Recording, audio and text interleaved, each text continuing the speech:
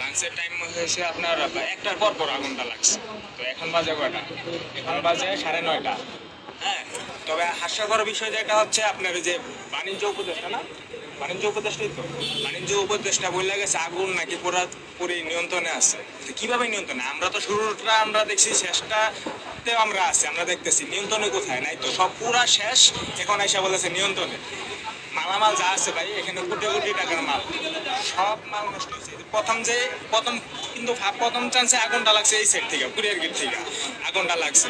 তখন যদি যে ফায়ার সার্ভিস, এই যে বাইরে ফায়ার সার্ভিস বাদ দিয়ে রানওয়েতে কিন্তু ভাই তিন থেকে চারটা ফায়ার সার্ভিসের গাড়ি অলওয়েজ থাকে, এটা আপনারা জানেন। কারণ বিমান ল্যান্ড করলে একটা ফায়ার সার্ভিসের গাড়ি ওই জায়গাতে ইনস্ট্যান্ট থাকে। ওরা কি করছে? ওরা কোনো উদ্যোগ নেয় নাই।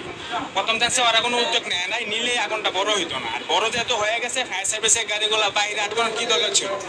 আর আটকে দিছে একটাই কারণ, কারণ জানতে চাইলে বললে যে পারমিশন লাগবে, ডিসি পারমিশন না, যারা সিনিয়র কর্মকর্তা যারা আছে তাদের পারমিশন লাগবে। হ্যাঁ, এদিকে পারমিশনের জন্য গাড়িগুলো আটকে আছে, আর এদিকে সব পুড়ে গেছে।